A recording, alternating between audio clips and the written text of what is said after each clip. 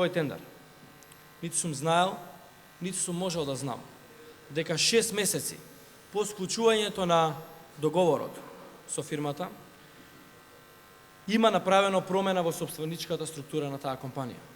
Исто така кажав дека за овој тендер има направено ревизија не само за овој, него и за сите тендери во Министерството за здравство и нема најдено никаква правна грешка или нема најдено никаква повреда на процедурата од правен аспект за спроведувањето на овој тендер. Исто така во јавноста кажав дека лично сметам дека имаме една неетичка ситуација во овој случај. Од сите овие причини, јас овој договор веќе го раскинав. Да.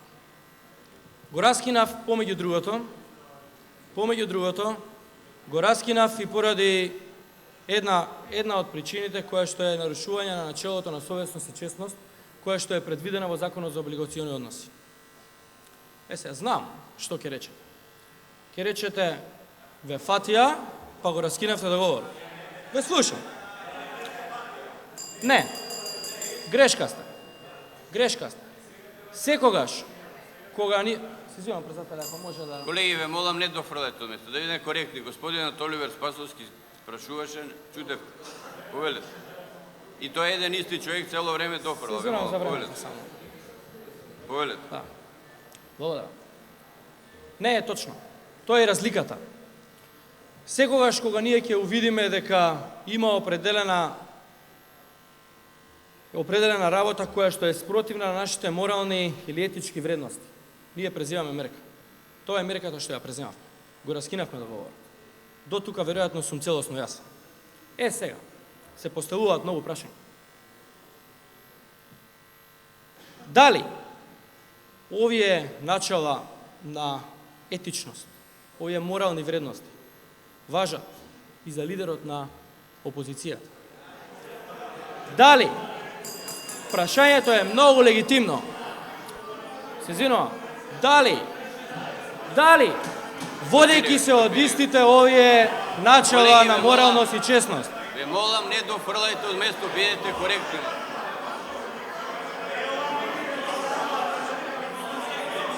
Министре, ве молам, нека се смират малку, возбудени се, ве молам. Ве молам, не дофрлајте од место, бидете коректни. Бидете коректни без оглед дали ви се допаѓа одговорот или не. Ве молам, бидете коректни. Бидете коректни затоа што баравте одговор, го добивате одговорот, ве молам. Ќе се произнесе господинот Оливер Спасовски, ќе се произнесе дали е задоволен. Не мора во хор да го кажувате тоа. Ве молам. Повелете, господине министр. Благодарам, председателе, за вашата интервенција. Се надевам дека ќе соберат сила пратениците од опозицијата да го слушнат мојот одговор.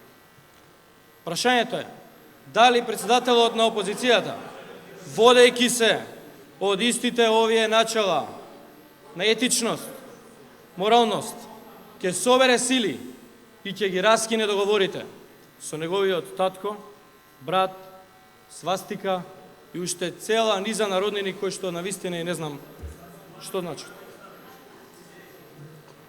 Но тука има уште една огромна разлика.